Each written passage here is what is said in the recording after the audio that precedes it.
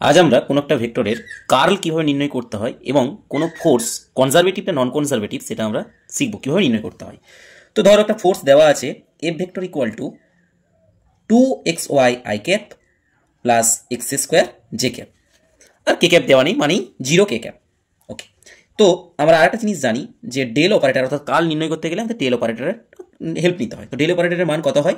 Del del x of i cap plus del del y of j cap plus del del z of k cap. এটা হচ্ছে del operator বা nabla অপারেটরের মান হয়। এবার আমরা কার্ল কিভাবে নির্ণয় করব? কার্ল নির্ণয় করার জন্য এই ডেল অপারেটর ক্রস এফ, এটা কি বলা হয়? Curl of F. কি করব? তার জন্য আমাদের কি বার করতে হয়? ডিটারমিনেন্ট বের করতে হয়। ডিটারমিনেন্ট কিভাবে করব? এগুলো সব কোএফিসিয়েন্টগুলো নেবো, I cap J cap K cap, প্রথমে এরকমভাবে লিখে নেব। তো কি প্রথমেই আমরা ন্যাবলা অপারেটর বা ডেল অপারেটরের আই ক্যাপের কোএফিসিয়েন্ট লিখব, ডেল ডেল এক্স, এটা ডেল ডেল ওয়াই, এটা ডেল ডেল জেড। এরপরে কি এফ ভেক্টর যেটা আছে তার যে আই ক্যাপের যে কোএফিসিয়েন্ট সেটা লিখবো 2xy, যে ক্যাপের হচ্ছে এক্স স্কোয়ার, আর কে ক্যাপের তো বললাম কিছু নেই মানে 0।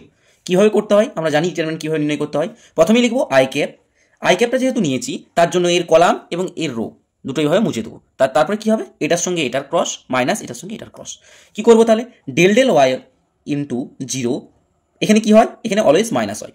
Del del z of x square হয়ে গেল আই ক্যাপের কাজ। এরপর জে ক্যাপ, এখানে মাইনাস হয়। কি হয়? ডিটারমিনেন্টে প্রথমে প্লাস দিয়ে মাইনাস দিয়ে আবার প্লাস। তার জন্য কি হলো? এবারে জে ক্যাপের কাজ। তাহলে জে ক্যাপের কী হবে? উপরের যে রোটা সেটা মুছে দেবো এবং এর যে কলামটা সেটা মুছে দেবো। তাহলে কী হবে? Del del x of into 0, del del x into 0 minus, always তো বললাম এটা মাইনাস হয়, del del z into 2xy plus, এই যে প্লাস প্রথমে প্লাস মাইনাস মাইনাস আবার প্লাস, এভাবে হয়। এবারে কি কে ক্যাপ, কে ক্যাপের কাজ। কে ক্যাপের কি কলাম মুছে দেবো এবং এখানে কি রোটা মুছে দেবো। তাহলে কি হবে? Del del x into x square minus del del y into 2xy equal to, এটা কি হচ্ছে? ডেল ডেল ওয়াই 0 মানে 0 আসছে। আবার del del z of x square, এখানে কি হচ্ছে? যেহেতু জেডের সাপেক্ষে করছি ডেরিভেটিভ তার জন্য এক্স স্কোয়ার মানে এটা আমরা কনস্ট্যান্ট, কারণ এটাও 0, সরি। তো I cap into 0 minus J cap into কী হবে? ডেল ডেল এক্স ইন্টু 0 মানে 0 হচ্ছে। Del del z of 2xy মানে এটা পুরোটাই কনস্ট্যান্টের মতো কাজ করবে, কারণ জেডের কোনো ভ্যালু নেই, জেডের কোনো মান নেই এখানে, তার জন্য তাই পুরোটাই 0 plus K cap into del del x into x square.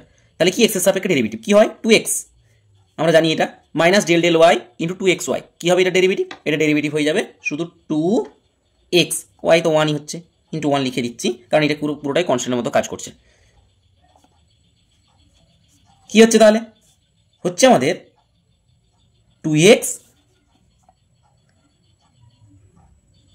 Minus 2x K cap equal to 0, পুরোটাই কিন্তু 0 আসছে। তার মানে আমরা বলতে পারবো যেহেতু এই কার্লটা যেহেতু আমার 0 বেরিয়েছে, তাই আমরা বলতে পারবো যে ফোর্সটা দেওয়া আছে, অর্থাৎ এই যে এই ফোর্সটা যেটা দেওয়া আছে এই ফোর্সটা হচ্ছে কনজারভেটিভ। তাহলে কি লিখবো?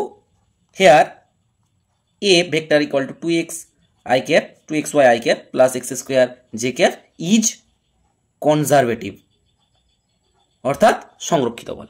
আর যদি এটা নট ইকুয়াল টু 0 বেরোয়, যদি কোনো ভেক্টরের কার্ল যদি নট ইকুয়াল টু 0 বেরোয়, তাহলে আমরা কী লিখবো? সেটা নন কনজারভেটিভ। অর্থাৎ যদি কোনো ভেক্টরের ক্রস মানে কার্ল যদি আমার নট ইকুয়াল টু 0 হয়, তাহলে কী লিখবো? তখন এফটা দাঁড়াবে নন কনজারভেটিভ, মানে অসংরক্ষী বল।